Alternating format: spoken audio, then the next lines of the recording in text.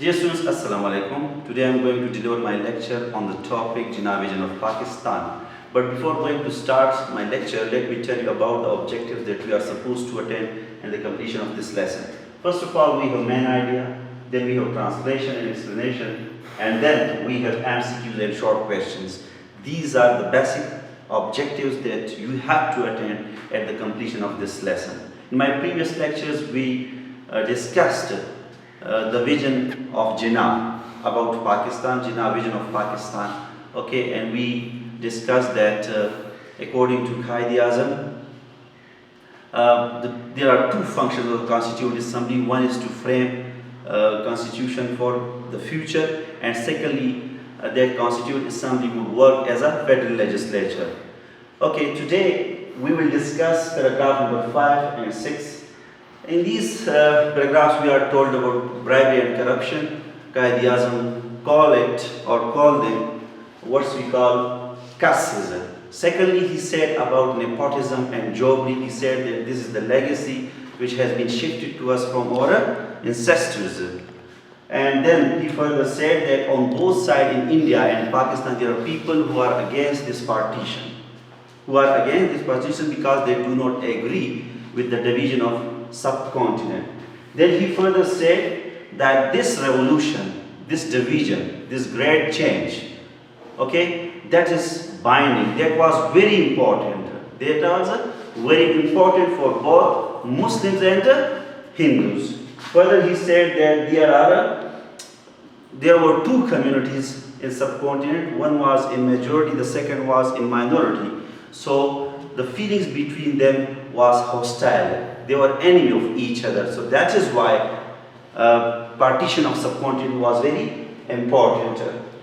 Then he further said that apart from this partition, there was no other solution. There was no other solution. It was very important for both Hindus and Muslims. Then he further said that history will witness, history will testify this wording, this decision of partition to be correct one. Then he said that partition was very important for solving the constitutional problem of a subcontinent. As you know that framing of constitution is very, very difficult task. You know about the 1973 constitution. It was framed after great discussion. Even the constitutional experts faced many problems while they were framing constitution of 1973. So even in Pakistan, where Muslims are in majority, it is very difficult to make or to frame any constitution. So in India, in combined subcontinent where Muslims and Hindus were living, it was a very, very difficult task to frame or to make a constitution. Then further he said that if Muslims and Hindus were living together, so it would lead to complete destruction, because there were contradictions, there were controversies, they were hostile to each other. So that is why united India would not be possible. Further, he said that now the people of Pakistan should concentrate on the well-being. And he categorically said to the members of the Constitutional Assembly that it is their obligation that they should work for the well-being of the people, the poor people of the country, in order to make the state great and prosperous. Okay, after the sketch, let's read the text, and with the text I will also explain and translate some words meaning as well. So let's take a start. The next thing that strikes me is this. Here again, it is a legacy. Do you know legacy means virasat? Legacy means virasat, what we call bequest or inheritance. The next thing that strikes me is this. Here again, it is a legacy which has been passed, which has been shifted on to us. Now Qaid-e-Azam told us or tells us about these two things, what we call nepotism and jobbery. Okay, and he called it a legacy. inheritance which has been shifted to us from our ancestors. I do not say that other countries are free from it. Yes, the same thing, these two things, favoritism and jobbery, are there in other countries as well. But I think our condition is much worse. Our condition is much worse. The next thing that strikes me is this, here again, a legacy which has been passed to us along with many other things. Apart from these, I mean to say the legacy of jobbery and nepotism, there are also other evils, other bad things which have been shifted to us. Along with many other things, good or bad, he has allowed this great evil. Now you see, he called this legacy of jobbery and nepotism as evils, the evils of nepotism and jobbery. I want to make it quite clear that I shall never tolerate any kind of jobbery and nepotism. As you know, jobbery and nepotism what we call akraba parwari. Nepotism means favoritism to friends and relatives. And jobbery means improper use of public office. Improper use of public office. For example, जब कोई बंदा किसी बड़े ओहदे पे हो, सरकारी ओहदे पे, और उसका गलत इस्तेमाल करे तो उसको क्या कहते हैं? We call it jobbery. Okay? The next we have, or any influence directly or indirectly brought to bear upon me. He categorically, quite clearly said that he will not tolerate any kind of favoritism, nepotism, and any kind of jobbery or any approach to me, whether it is direct or indirect. He will not tolerate it.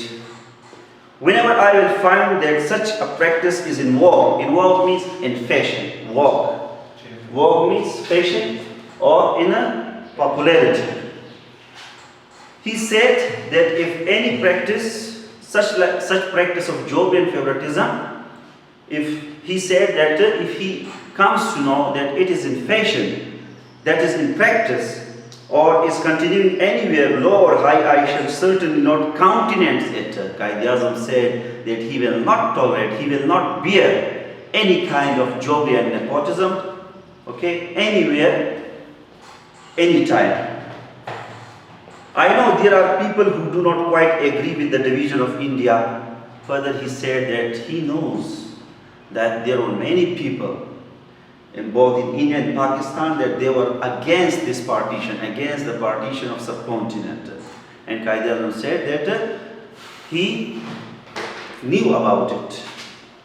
And the partition of the Punjab and Bengal, much has been said against it, but now that it has been accepted, now many means many opinions, many views, many hostile means remarks about the partition of the subcontinent, about the partition of Bengal and Punjab.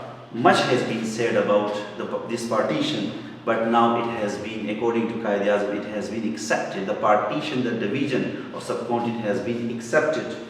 It is the duty, it is our obligation. It is our obligation of every one of us to loyally abide by it. Now you see, it is our obligation to what? To accept it. Loyally means sincerely. Abide by means what? To accept it,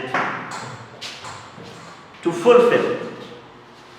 By it and honorably act according to the agreement. Now you should, every one of us, according to Quaid-e-Azam, should respectfully, honorably work according to the agreement. Agreement means accord, or what we call concord, agreement, which is now final and binding. Or now you see, now we are bound to accept this agreement, this partition plan, which has took place. But now you must remember, as I have said, that this mighty revolution that has taken place unprecedented. Once again, Quaid-e-Azam said that this is an unprecedented, means unparalleled. Unprecedented means unparalleled. Unprecedented means unparalleled. Okay? He called this revolution unprecedented, unparalleled, unmatchable. Why? Because this revolution took place without any bloodshed. It took place as a result of Muslim nationalism in some continent. He, that is why he calls it a great revolution. Understand? So he said now we are bound to accept it. On both sides, in Pakistan and India, the people who are against this partition, they are bound to accept it. Now it is their obligation. Okay? It is binding upon them to accept it. Yes, but you must remember, as I have said, that this mighty means great. Mighty means big, great, powerful. Revolution means great change has taken place, is unprecedented, unmatchable, unparalleled. One can quite understand the feelings that exist between the two communities, wherever one community is in majority and the other in minority. Qaid-e-Azam once again said that one can feel the feelings between two communities, one in majority like Hindus and one in minority like Muslims. So there might be many controversies, there might be contradictory feelings between them. Okay, they can never be integrated, they can never live combined unitedly. So that is why it was very important that the division should take place. Community majority and other in minority, but the question is whether it was possible or practicable to act otherwise than what has been done. According to Qaid-e-Azam, there was no other solution. There was no other solution without or other than division. Other than division, there was no other solution. Okay, this division, this partition of subcontinent was very important. There were no other solution. Okay? But the question is whether it was possible or practicable, feasible to act otherwise what has been done. A division has to take place. Division or partition of subcontinent had to take place at any cost. Because without partition, there were no other solution. There were no other way. Both a division has to take place. On both sides in Hindustan and Pakistan, there are sections of people who may not agree with it. Yes. Once again, he said that there were sections of the people in both Pakistan and India, on both sides, they were not agree with this partition and they were against this division of or partition of subcontinent. Who may not like it, but in my judgment, decision. In my judgment means, according to my judgment means assessment, and sometimes it gives the meaning of a decision. According to my assessment, my evaluation. The next we have, a division has to take place on both sides. There are sections of people who may not agree with it, both who may not like it, but in my judgment there was no other solution. And I am sure the future history will record its verdict. Verdict means decision. Verdict means decision or opinion. So according to Qaid-e-Azam, there were people on both sides in Pakistan and India who were against this partition. But Qaid-e-Azam says that this future will testify that this decision, this verdict of partition was what? That was inevitable. That was inevitable, very important. And what is more, it will be proved by actual experience as we go on that it was the only solution of India's constitutional problem. And practically, according to Qaid-e-Azam, it will be proved that this was very important, this partition was very important for the constitutional problem of India. Means that partition was a solution to the constitutional problems of India. Any idea of united India could never have worked, and in my judgment it would have led to a terrific disaster. Qaid-e-Azam said that according to his judgment it would lead to a terrific disaster if in India Hindus and Muslims are living together, so it will lead to disaster, complete destruction. Disaster means destruction. Terrific means horrible, khawfnak. So it would result in very horrible destruction.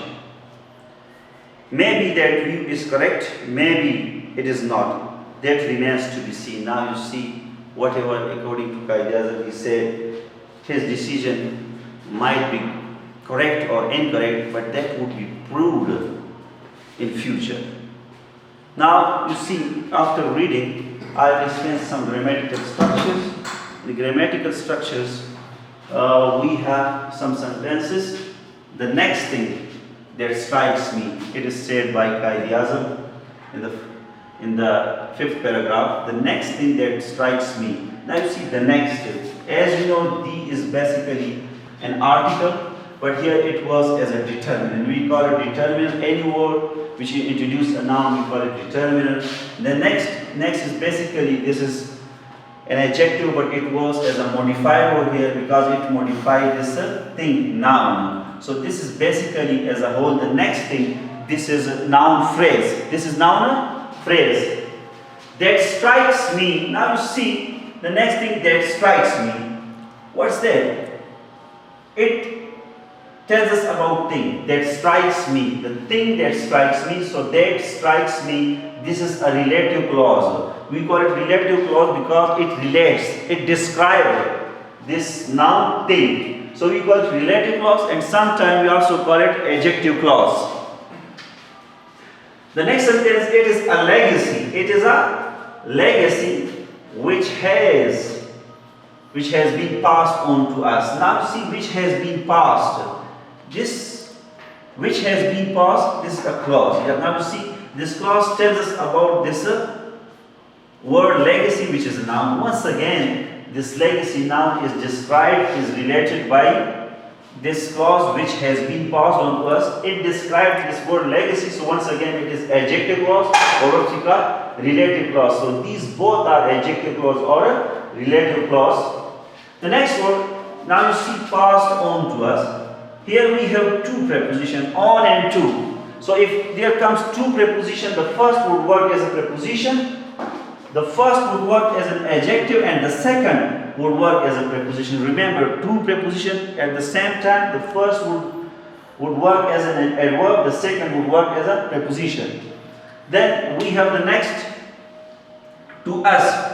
To us. Us is pronoun, to is preposition. So any phrase which starts with preposition ends with a pronoun or noun, we call it prepositional phrase. So to us is preposition phrase. Then we have I want to make, to make. Now you see, to is followed by verb, so we call it infinitive, and it was as a noun. It was as a noun. So we call it infinitive. The next we have whenever. Whenever is basically relative pronoun. This is basically, it is a subordinate conjunction. Whenever also works as a conjunctive adverb. We call it conjunctive adverb. Now that speed, this is also noun clause. That such practice. This is noun clause because it works as a noun, so we call it noun clause. The next we have is continuing anywhere. Anywhere. Now see, it is continuing anywhere. This is what we call, this is adverb. This is adverb because it tells us about it. This continuing verb.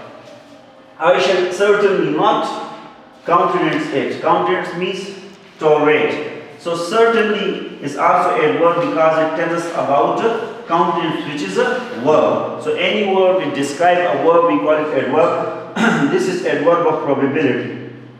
This certainly is adverb of probability, and not is adverb of affirmation. Adverb of affirmation. Okay, and never. Have you ever heard about never? So never is basically working as an adverb of negation. Not is working as adverb of affirmation. Certainly is also adverb, and it works as adverb of probability. We call it adverb of probability. Okay, then we have, I hope that we have understood all these grammatical structures, translation and explanation. Thank you and have a nice day ahead.